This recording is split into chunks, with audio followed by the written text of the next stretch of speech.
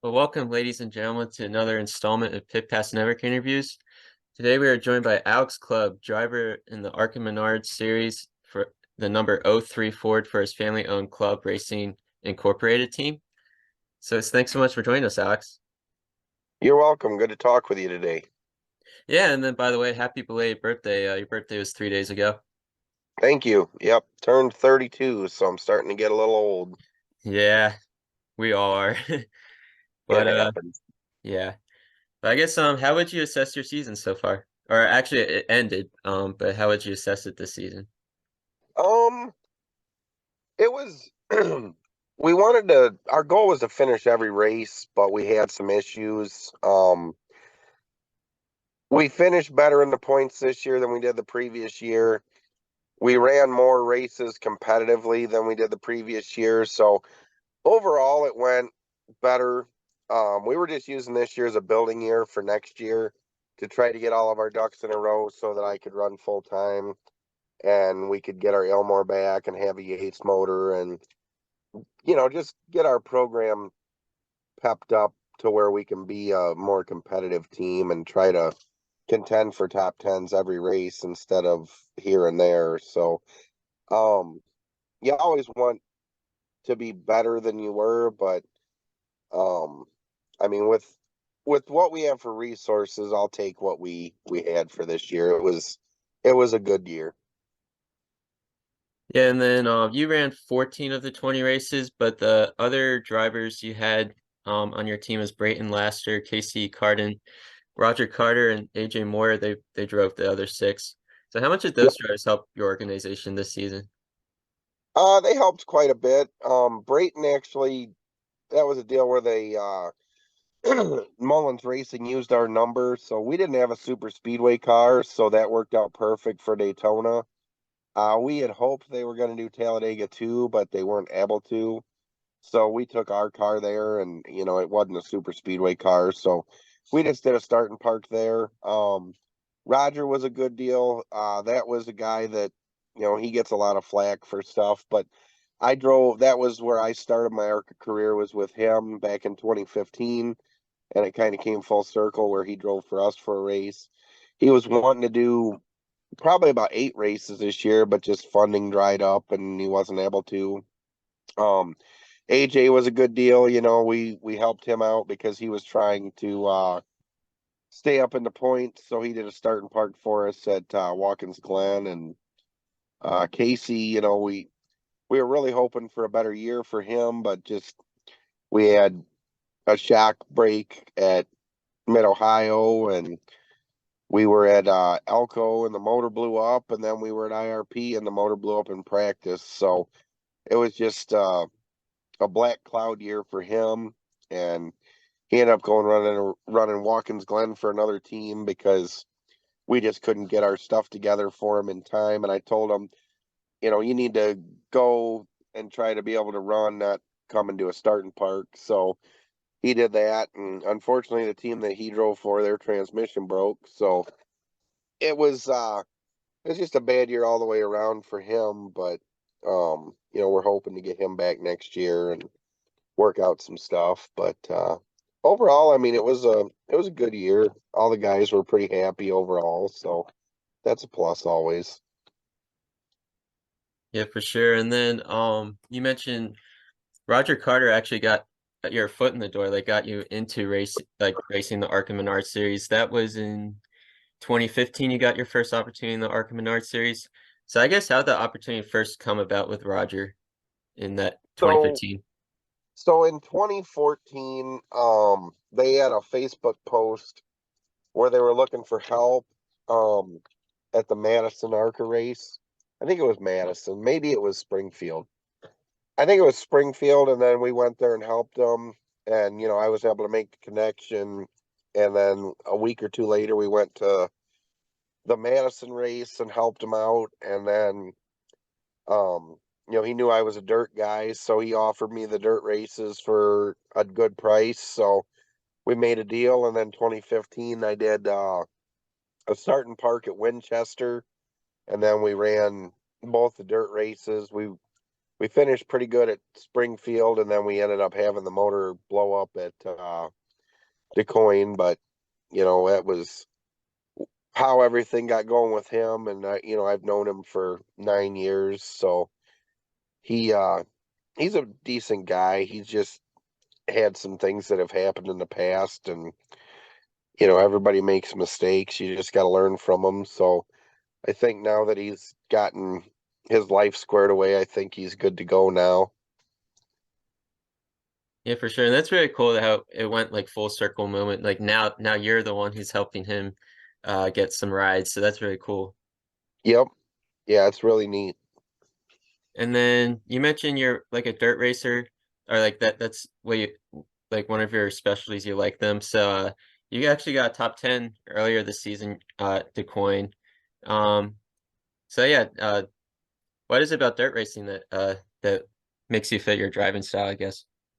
Well, I started racing when I was 8 years old, and I raced mainly dirt tracks. Growing up, it was always dirt tracks. I ran, I've been racing since 2000, so 23, 24 years.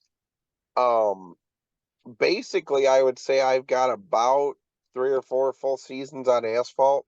Everything else has just been on dirt. So, it fits my driving style, and I've won a lot of races on the dirt. So that's just where I'm comfortable and more at home with it.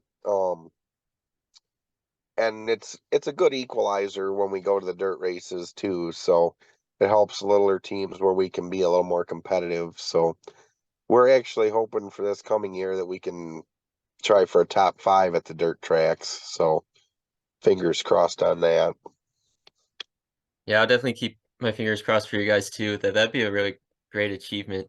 Um, but I guess with Club Racing Incorporated, I guess like how did that like form? Like how'd you guys how were you able to form a your own team?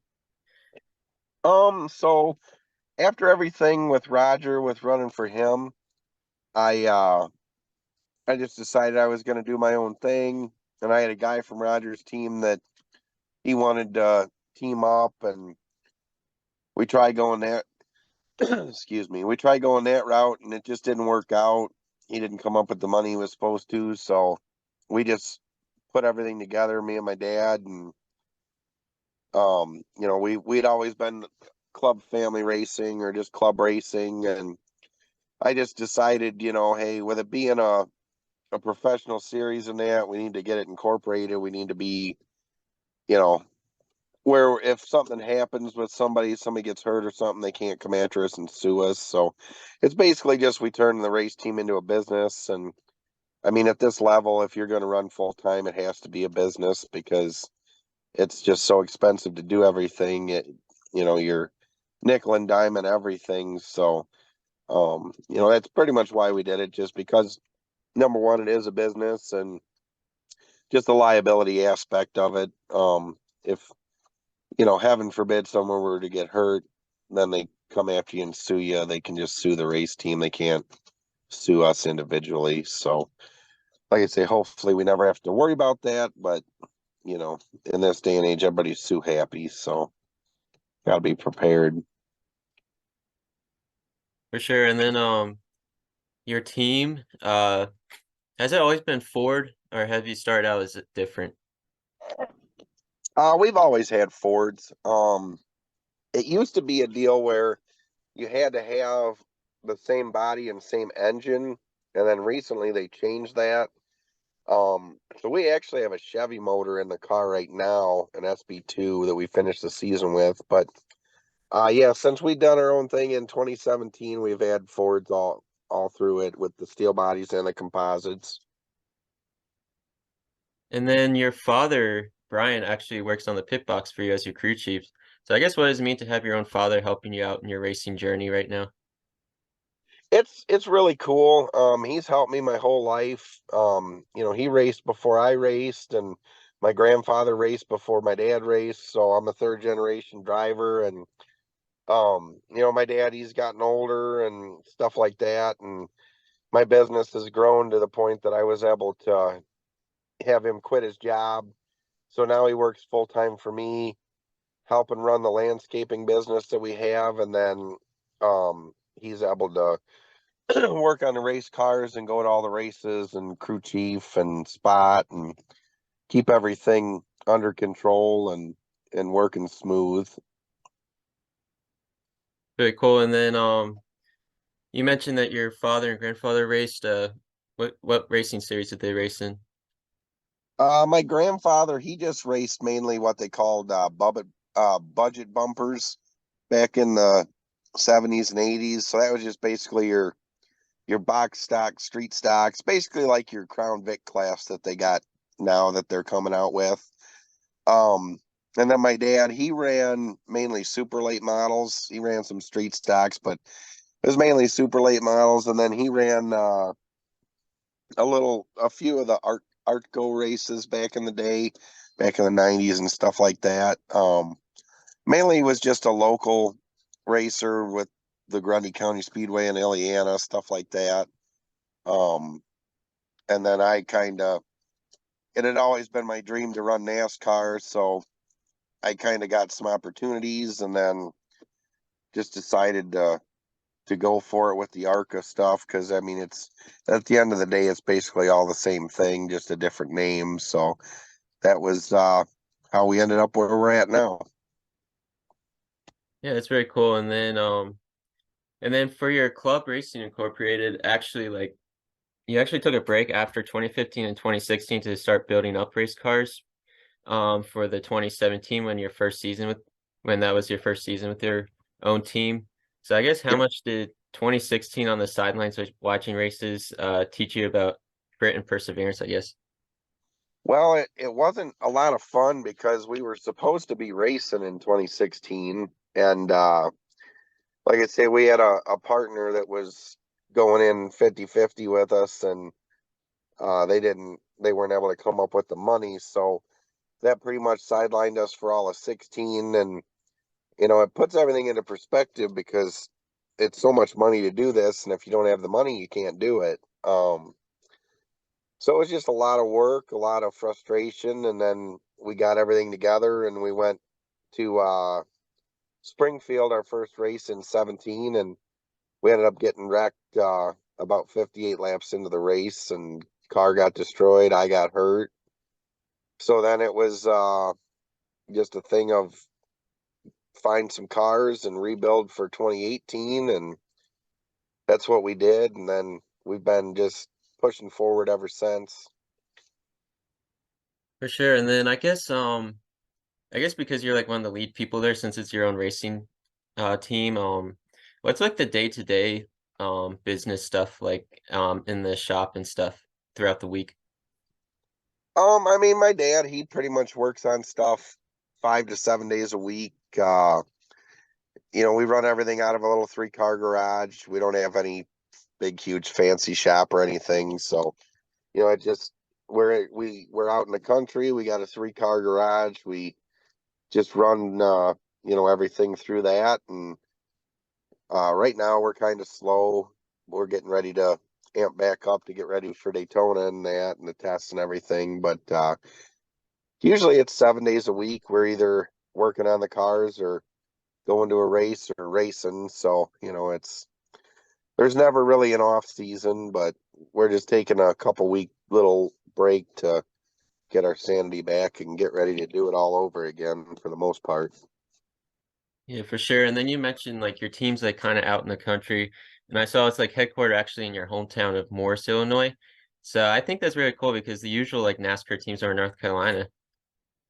Yep. Yeah, we're right here just south of Morris, and it makes stuff tough, but we just we can't really relocate. We can't I can't leave my business, so we just make it work here. We're kind of like a cheaper version of Furniture Row Racing that was in Colorado. We're just a smaller ARCA team that is in Illinois. So we make it work though. So we have a good time. We like doing it. So that's what counts.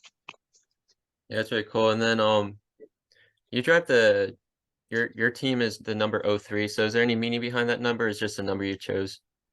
So my grandfather, his number was 03, and my father's number was 3. And a lot of people are like, oh, Dale Earnhardt, and it's like, well, my dad and my grandpa actually had that number back in the 70s and that before Earnhardt was the 3.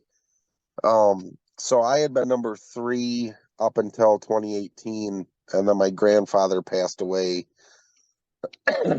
He passed away in February of 2018. So that's when I decided that I was going to try to get that to be my number. And I got a hold of ARCA and the one team that had been number 03. They weren't coming back, so we were awarded the number, and I've just kind of kept that number ever since. Just mainly to honor my grandpa and keep his memory alive. And it's cool to have a family number that you can run in the series too. So Yeah, that's very cool having just like that family background with that number. That's very cool. And then and then you led earlier this year you led your first career laps of Pocono. So I guess explain to me that feeling that day. well, it was it was a lot of fun. It was kind of nerve wracking, and you had some spotters and stuff that were mad, but really it was just a case of, we're a low budget team. We had caught a lucky dog early, and everybody was kind of coming into pit, I think and you we just didn't have another set of tires, so we couldn't come in and pit. So we stayed out, and the field cycled through, and we were leading, and my dad came on the radio and he said, "Hey, they all want you to come down pit road and pit." And I said, "You know what?" I said, "We've never led before." I said, "We're going to restart in the lead." I said, "We'll be fine." And they were kind of mad, and people were mad about it. And, you know, normally with being a back of the pack team, you take it easy on your stuff. You don't run it up through the gears real hard. You're saving it so you can make it to the next race. And, I went through the gears wide open right at the chip, shifted, and we took off pretty good, and I lifted and fell in line about 6 to go into 1 because I knew we weren't going to make the corner like they were going to with new tires. But it was a lot of fun. It was a handful coming up through the gears, but it was definitely a cool thing that I can say I was able to do and lead some laps at Pocono. So if you would have told me that I was going to lead laps anywhere this year, I would have told you were wrong, and I would have not had Pocono in the top 100 places that we would lead at. So it was just really neat to be able to do it. yeah, that's very cool. And then you mentioned um that your team is like a low budget team, so it's more difficult for you guys. Is there like other teams that have more budgets that help out sometimes? Yeah, so we get some tech support from Kimmel Racing, like whenever we need to do pull down work or stuff like that. Bill and Will work with us really good with that. I'm able to get out their way, and they're only about 4 hours from us in southern Indiana.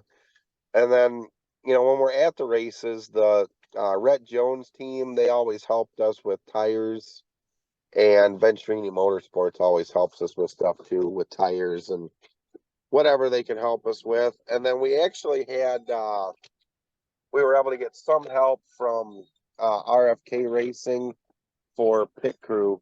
So that helped us out a lot with the live pit stops, being able to have guys that are professionals and that's what they do for a living. So it was that was our biggest thing, that and the tires. So it all makes a huge difference. Yeah, it's really awesome. It makes like the sport of NASCAR more like a family because like the family aspect because like anyone's willing to help the others like build them up when they're down. So that's awesome.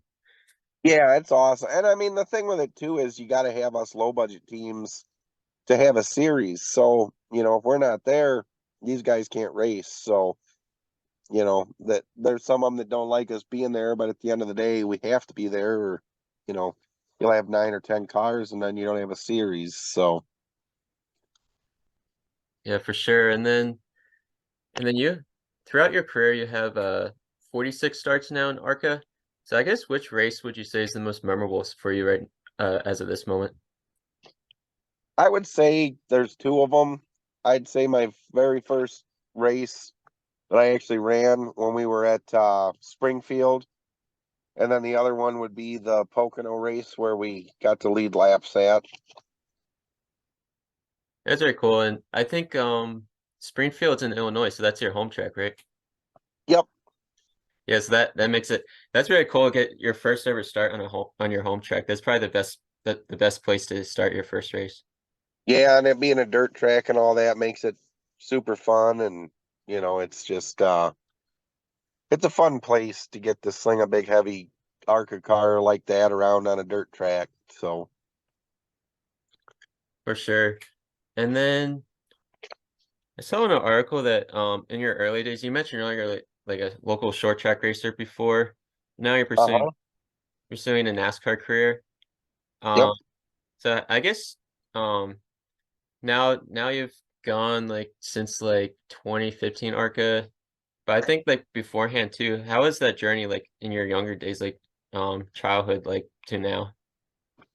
It was just back then it was a pipe dream because I didn't have the money to do it, and now I've got it figured out in my 30s to where I can afford to do it, and I've crunched the numbers and made it, a business where we can make it happen. And it's just, you go through life and you learn as you go, and things happen and you learn, and then it's like, well, I wish I would have known that 5 years ago.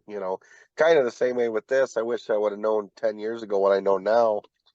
I could have been running when I was 16, but you live, you learn, you figure it out, and you go from there. Yeah, for sure. And then as far as like other drivers in the field, like in the ARCA field, are you close with any that like friendship wise? Yeah, I'm friends with AJ Moyer, friends with John Garrett. Uh, none of the really big time guys. They kind of don't really care about us little guys, but excuse me. But like John Garrett, AJ Moyer, Will Kimmel, we talk. I get along great with the Bashams, Mike and Daryl. Um, I love Wayne Peterson. We get along great with them. They're a fun group. Um, Past that, it's not really too many people. I mean, we talk in the pits. I would talk to Frankie Muniz every week, see how he was doing, because he was learning. But I don't got his phone number or nothing. We're not texting buddies or anything like that. But there's nobody that I don't get along with. But it's just kind of like anything with life. You've got your classes, and they kind of all stick together, and we're kind of the more lower class with it. So low to middle class. So we kind of get snubbed and not hung out with. But we're there to race, so it's not really that big of a deal. For sure. And then have you talked with cup drivers before? And if so, have any of them given you advice before? I haven't talked to really any cup drivers. I never have had the opportunity to really, so I just kind of wing it and do my own thing. A lot of the a lot of the kids coming up, they have that where they're able to talk to cup drivers and stuff, but I don't uh I don't have those resources. For sure. And then I guess then what's like your pre-race routine, I would say. Um I mean, pretty much it's always the same. I have a small team, so I'm always the guy that is helping get the car through tech and working on stuff. And my pre-race routine is wake up early, drive to the track, get the car through tech, make sure it's all good, prime the oil, get her ready, get in it, and hot lap it. If we need to make adjustments, usually I get out and I'll make the adjustments, and we just truck on through, and that's our day. You know, I don't have the luxury of just showing up and getting in it when it's time to practice, but that's all right though. I like it. Like it the way that we do it. For sure. And then I guess like how do you guys do it? Do you guys like how far like do you have to travel like the morning of? Usually, if we have a race that's within 3 hours, we'll just drive to it the morning of and then drive back the night of. Anything past that, we'll go the night before. We'll get a hotel within a half hour of the track, and then when it's all said and done, then we'll either get a hotel that night or drive back, depending on how we're feeling. So that's usually the way we do it. The farther away tracks, we'll leave a couple days early, stuff like that. Usually, like for Phoenix, that's a 32-hour trip one way for me with stops and fuel. So I usually get going and I'll drive about 24 hours and then we'll stop in Albuquerque and stay at a hotel for the night and then get up, drive the rest of it the next day and then hang out for a couple days, check the car over, all that stuff. So it just kind of varies depending on where we're at. For sure. And then I guess like I guess like you're actually currently in it, like the off season. What's the off season like for you and your team?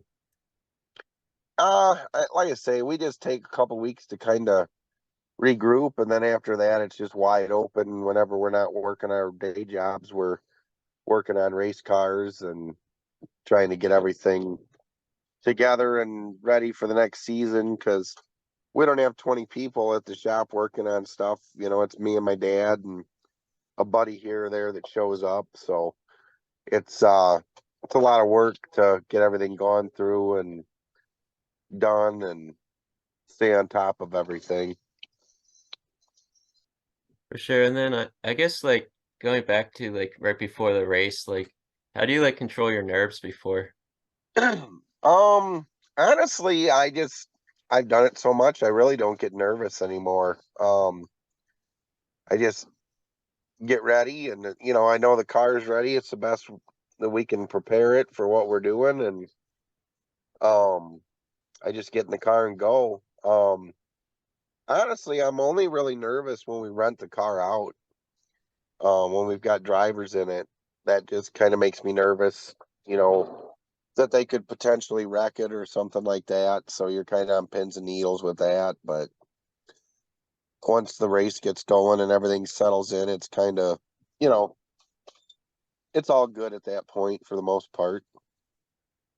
Yeah, for sure. And then I think you mentioned about drivers driving your car. Do the drivers ever meet up in where your team's headquartered in Illinois, or do they just meet you at the track? Usually it's just at the track. I'm trying to think. I don't think we've actually had anybody that's driven for us that showed up to our shop. We just always kind of fit them at the track, and you know we're a low budget team, so that means we've got low budget drivers. So the trip out here is just another expense for them. So we just kind of take their height and their weight, and we build padding and stuff for the seat, and just kind of go from there with it, and see where we end up. And we haven't had any issues yet with anything, so it's worked out so far. For sure. And I think so that would mean that there probably throughout the week there probably is a lot of like virtual meetings probably with you guys and stuff. It's not usually too bad. I mean, we usually just we get the contracts done, we get the money paid up front. Um, we just call, text, whatever. Um, it's racing, so we just get our stuff together and we know what we need to do and we show up and we go have a good time. For sure. And then I guess like driving style now, if your car can't be neutral because it's most of the time it's not, like do you prefer to race a car loose or tight? Yeah, I always like having a loose car. I'd rather have a loose car than a tight car. So a loose car, you can kind of make it do what you need. When they're tight, you're kind of out of luck with anything for that. And then I guess are you more of a hard on entry or slower entry type of guy in the turns?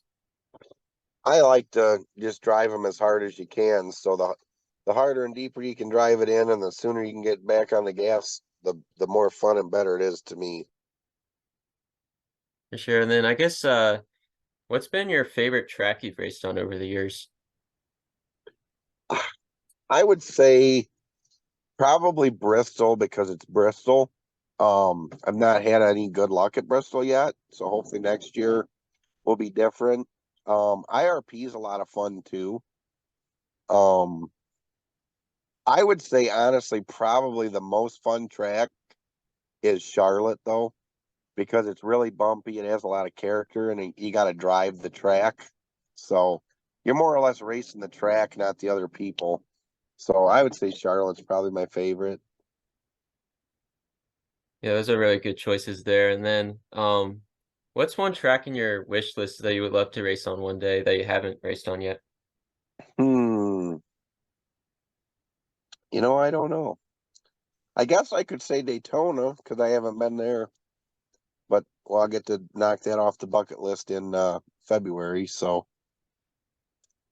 I would say Daytona because I've ran pretty much all the rest of them. So Yeah, it's probably the best choice. Such a historic track there. Um, yep. but and then I guess what would you say is your greatest strength and your greatest weakness in racing? Um, I would probably just say experience is my greatest strength. My biggest weakness is probably my temper. I can go from zero to Kurt Busch in about 2 minutes. So that's my bad thing, but it happens. I'm just passionate about stuff. For sure. And then I guess throughout the years, who's been your biggest inspiration? Probably just like my family because we just we refuse to give up. We just keep trying, and nobody ever says it's time to quit. We just all keep working, trying to keep doing it. For sure. And then did you have a favorite driver growing up? Yeah, Rusty Wallace was my favorite growing up, and then now it's Brad Keselowski. That's cool. Yeah, that Brad Keselowski actually drove Penske's number two as well, so that's cool Yep. talk in there. And then um as a kid, have you ever thought of doing something else than racing in your future, or was your mindset all racing like right as a kid? I mean, all I wanted to do was race, and then you kind of learn that if you're not rich, it's hard to do, and you kind of got to get a regular job. So that's the route I went was unfortunately getting a regular job and then coming back to the racing and doing the racing once I was able to kind of establish myself at that. But I always kind of go with the mantra that I'm born to race and forced to work. That's kind of what I always say. For sure. And then I guess like track layouts, like there's different ones like short track and intermediates and super speedways. But you've raced on dirt or you said that dirt's your favorite, but besides that, which one would you say is your favorite style track? Probably the short tracks. I like all the short tracks. They're all fun. Yeah, you mentioned Bristol earlier, so Yep. that makes sense there. Yep. Um, and then have you tried any other sports throughout your childhood or just all racing? Oh yeah, I've done a ton of different sports. I've been in T-ball, baseball, soccer, football. I did wrestling and tennis, track. So I've done quite a bit of stuff. It's just racing's always been my favorite. For sure. And do you enjoy watching any other sports? Um, I like watching football sometimes, but I'm a Bears fan, so it's kind of hard to watch the Bears. But Oh, that's um, understandable there. Justin uh, Fields hurt now and yeah. rough. Other than that, I mean, I like hockey a lot. Um, Baseball's okay. I'm not a huge fan of it, but I'll watch it every once in a great while. So, Yeah, for sure. And then and then do you have any siblings or pets? yeah, I got a brother that's he just turned 30 in May, and then me and my wife, we have two dogs. We have it's a border collie Jack Russell mix. Her name's Maui. She's 14, and then we have he's 9 years old. He's a husky. His name's Winston.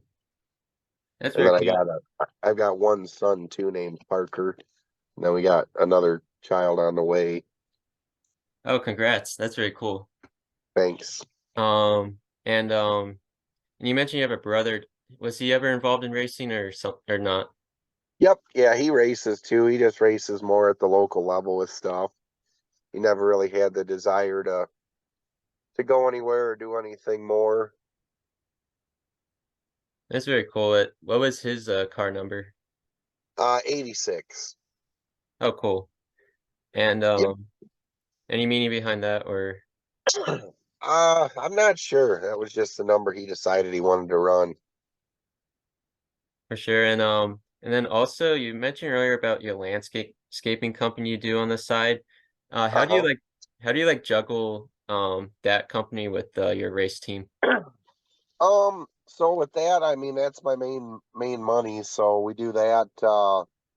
I've got usually I've got six full-time guys that work doing that. So we've got a couple of mow crews and then we've got a landscaping crew. So they work Monday through Friday, 40 hours a week, and that keeps them busy. And then I work whenever I'm home, and then when I'm not home, we just we're racing. So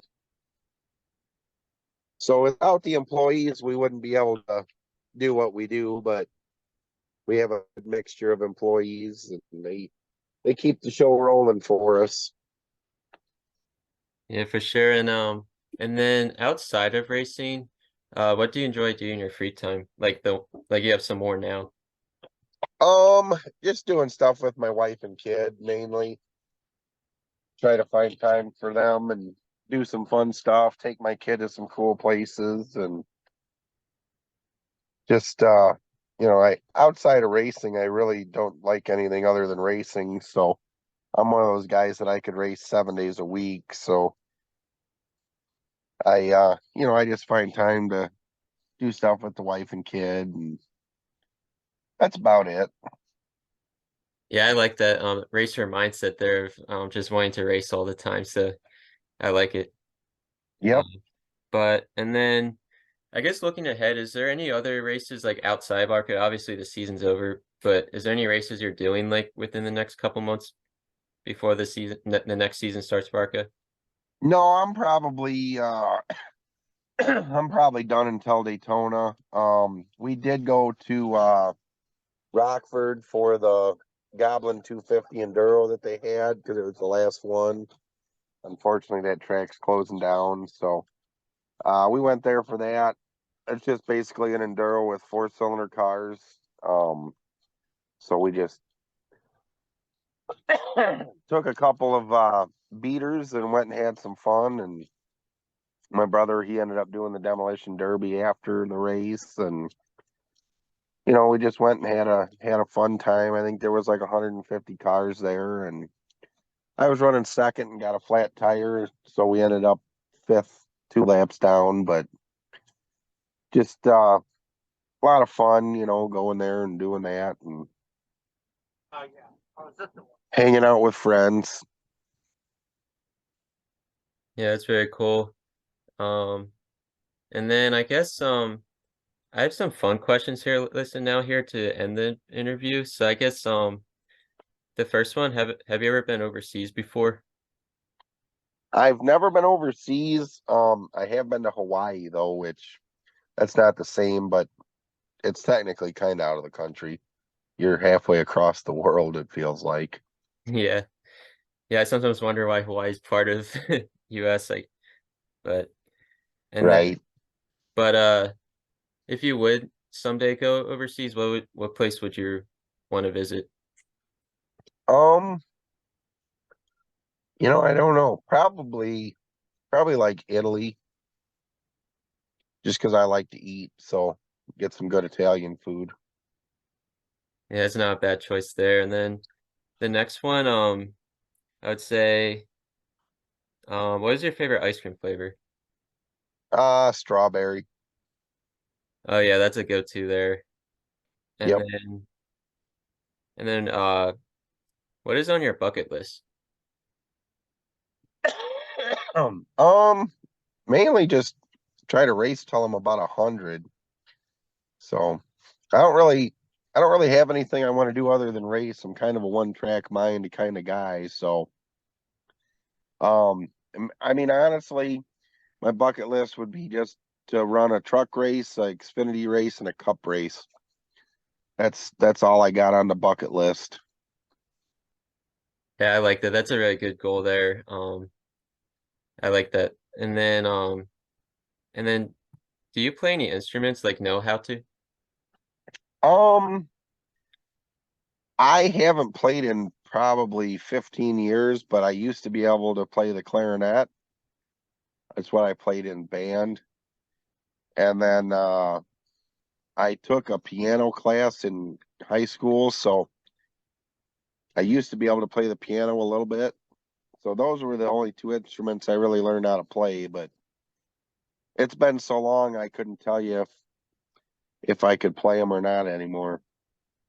Yeah, for sure. I kind of relate to. I play the trumpet and I haven't picked that up in a while, so I'd be pretty rusty if I tried right now. Yeah, I just Um, don't remember any of the notes or anything, you know what I mean? oh yeah, I can see that. That's probably me as well. Um, and then as far as like wings go, do you prefer bone-in or boneless wings, and what's your favorite flavor? I'm kind of a Sally when it comes to wings, so I like boneless wings and I like the honey barbecue. Ooh, honey barbecue's a really good choice there. Yep. Um, but yeah, thanks, Alex, so much. It's been a great interview, getting to know you more and your racing journey uh and with your family-owned team. And I really hope that for the best for you guys the rest of the seasons to come with that team and building up. Awesome. You're welcome, and thank you very much for interviewing me. Yeah, thank you, Alex.